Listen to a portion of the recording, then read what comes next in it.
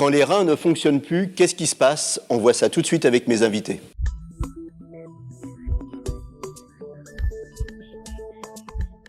Alors avec moi sur le plateau, le docteur Lucile Mercadal, vous êtes nephrologue, dialyse et transplantation à la Pitié, et Benjamin Sylvestre, vous êtes réalisateur, vous avez tourné un film qui s'appelle Le Temps retranché, on va voir un petit extrait tout à l'heure.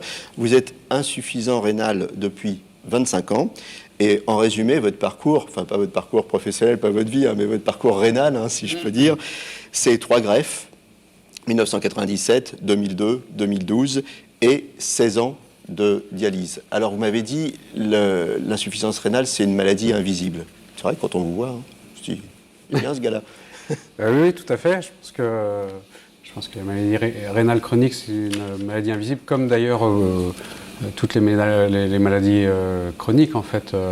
C'est notamment, que ce soit pour la greffe ou que ce soit pour la dialyse, ce sont des traitements assez lourd et qui occasionne une fatigue importante. Voilà. Mais au-delà de ça, à l'extérieur, personne ne peut imaginer ce que vous vivez. Voilà, ce qu'on vit. Et ce que vous vivez, c'est aussi du temps retranché. Alors vous avez fait un film, on va voir un extrait de ce film, là on va le passer tout de suite et on va voir que la dialyse, en fait, c'est beaucoup de temps retranché à la vie. On voit ça tout de suite. J'ai rencontré Anne-Sophie il y a 17 ans, lors de mon premier retour en dialyse après 4 ans de greffe. Elle avait 18 ans, j'en avais 25. Allez, en route. C'est long, j'en ai marre. Quoi? Non, je dis c'est long, j'en ai marre. Ça reste combien de temps, là? 2h15. 2h15.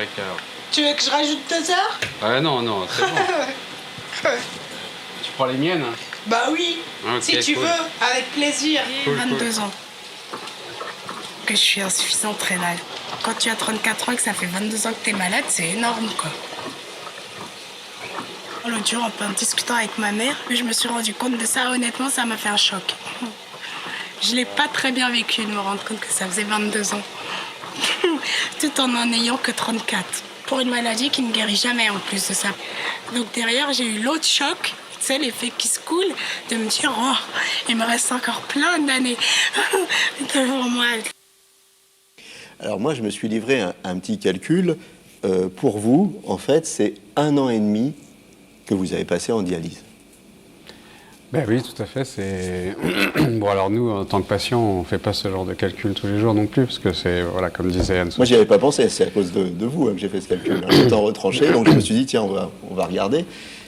Ben oui, je pense que ce qui est difficile aussi pour un patient atteint de maladie chronique rénale, c'est justement de gérer ce temps de la maladie, qui est à la fois de gérer le temps du traitement, le temps du soin, puisque là en dialyse, en l'occurrence, c'est 3 fois par semaine, 4 heures, donc 12 heures par semaine de soins, et puis le temps long de la maladie, c'est-à-dire que c'est quand même une maladie qui se soigne, mais qui ne se guérit pas. Donc il faut arriver à gérer sur le long temps, d'arriver à construire sa vie, et c'est pour ça que j'ai voulu... Le message que vous avez voulu faire passer, c'est quoi? C'est que, en premier, il faut l'accepter, de toute façon, il n'y a pas tellement le choix.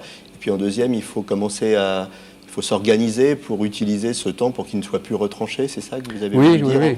Il faut...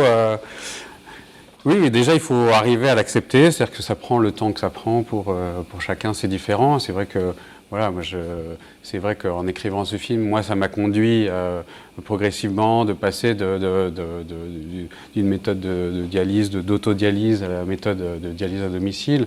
Et donc chacun essaye d'organiser pour justement que ce temps retranché, même si c'est un temps de soins qui nous est indispensable, qu'on ne le ressente pas comme tel, quoi.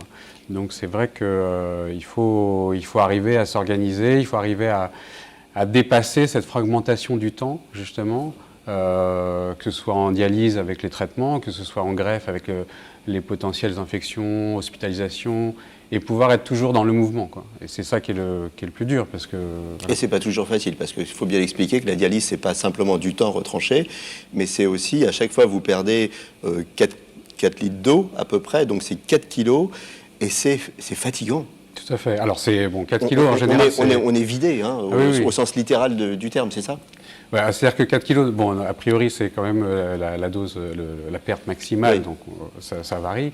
Mais c'est vrai que c'est un effort pour le corps qui est assez fort, quoi. C'est-à-dire que c'est presque un effort surhumain. C'est-à-dire que dans la vie de tous les jours, on ne peut pas perdre 4 kilos en 4 heures, c'est pas possible. Donc du coup, c'est vrai que ça demande un effort. Et donc dans la vie de tous les jours, vous faites attention aussi à ce que vous buvez, parce que il faut pas se remplir, hein, c'est exactement. Il y a cette contrainte en dialyse, puisqu'on n'urine plus, enfin en tout cas une grande partie des dialysés n'urinent plus.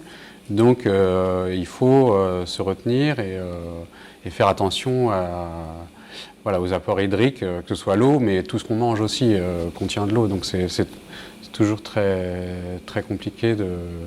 Voilà, il faut tenir en fait d'une séance à l'autre. Et c'est vrai que c'est un souci permanent. Docteur Mercadal, ces 4 litres d'eau qu'on élimine d'habitude normalement en allant faire pipi tous les jours, hein, ils vont où? Alors le corps est fait de 55 à 60% d'eau, et donc cette eau qui vient en plus, qui n'est pas que de l'eau, hein, qui est de l'eau, du sel, plus l'ensemble des toxines, va se répartir dans l'ensemble du volume de distribution de l'eau totale. Donc on gonfle. On gonfle, on se sent un petit peu gonflé. Et on a en plus la pression artérielle qui monte, hein, donc c'est un effet direct sur la pression artérielle. La maladie rénale génère de l'hypertension artérielle abîme les reins. Mais disons que cette prise de poids, à la fois elle fatigue parce que les séances sont plus fatigantes quand on a la perte de poids, et en plus elle génère d'autres complications cardiovasculaires. Alors on va revenir à la base. L'insuffisance rénale, en 2 mots, qu'est-ce que c'est? Alors le rein, il a plusieurs fonctions. Sa première grosse fonction, c'est de filtrer le sang. Voilà, il lui arrive du sang et il va falloir qu'il filtre. Donc c'est, comme vous imaginez, un filtre à café.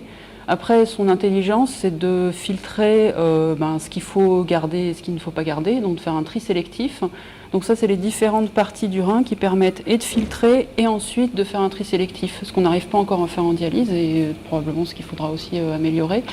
Et donc il va éliminer l'eau, le sel, l'ensemble des toxines urémiques, mais il va aussi garder des choses qui ont été filtrées car de petits poids moléculaires au travers de la membrane. Donc c'est vraiment un organe intelligent, c'est un organe. Oui, c'est pour ça. Il est bien plus intelligent que le rein artificiel, et il fait un travail bien plus performant que ça. Donc ensuite, comment définit-on l'insuffisance rénale? C'est quand cette filtration baisse. On part de 100 ml/minute, on va dire 100%, et puis au fur et à mesure, la filtration baisse. On perd les capacités d'adaptation à différentes choses au niveau métabolique, et on va progressivement avoir de l'hypertension artérielle, avoir plus de propension à garder l'eau et le sel, à développer les complications inhérentes à tout ceci.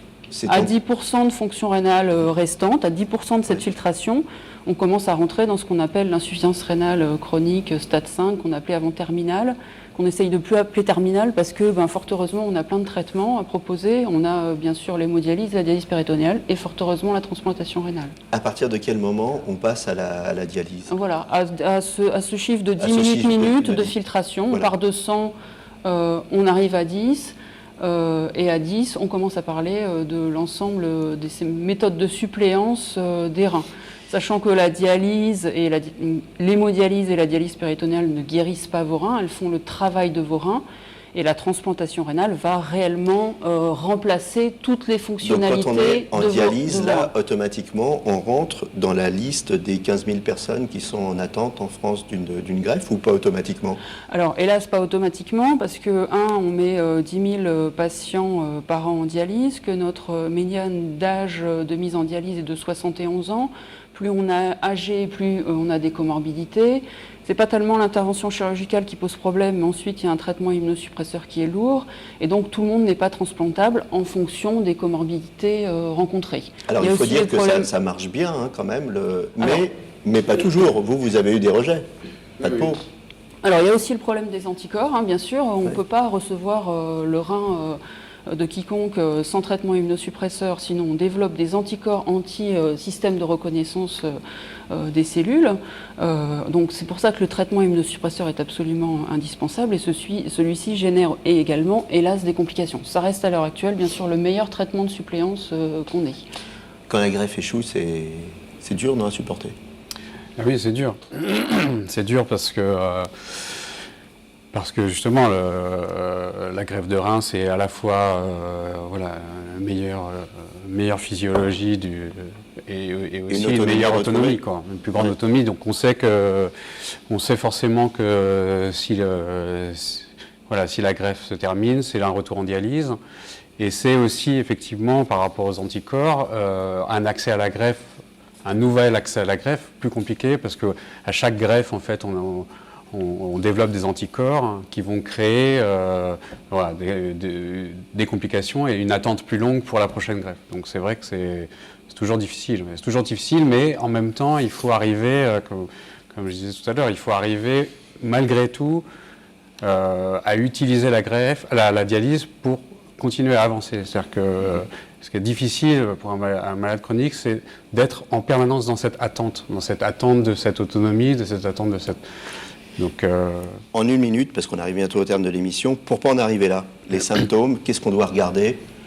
C'est une maladie sournoise, ma Alors, il y a plusieurs étapes dans la vie où il y a des bandelettes urinaires systématiques. En médecine scolaire, fort heureusement, il y a peu d'enfants malades du rein. Ensuite, médecine du travail, bien entendu. Votre médecin généraliste vous prend la tension, peut vous faire des prises de sang pour des raisons diverses et variées. Finalement, quels que soient vos symptômes, le diagnostic est simple. Une fois que vous avez une prise de sang, un dosage d'un marqueur qui s'appelle la créatinine, on vous calcule ce que vous avez appelé tout à l'heure ce débit de filtration et on vous dit à quel niveau filtrent vos reins. Donc finalement, c'est assez dérisoire, le diagnostic est très très facile, la détection est aisée, donc il ne faut pas hésiter à faire ces détections, à contrôler ces prises de sang, à contrôler ces analyses d'urine, et puis à aller plus loin si besoin, si effectivement il y a une infection rénale débutante. Et notre travail, c'est bien sûr la détection précoce pour la néphroprotection et pour éviter à l'ensemble de ces gens d'arriver à ces stades ultimes où ils ont besoin d'un traitement qui est très très lourd. En 30 secondes, cette greffe, alors vous l'attendez toujours?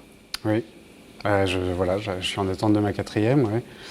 Donc voilà, j'espère pouvoir être... Toujours le téléphone avec vous? Oui, toujours le téléphone avec moi, pour essayer pour répondre dès qu'on m'appellera. Tout à fait. Eh bien écoutez, cette greffe, on vous la souhaite et puis on vous souhaite le meilleur. Et merci à tous les deux d'être passés sur le plateau. Merci. À bientôt et d'ici là, portez-vous bien.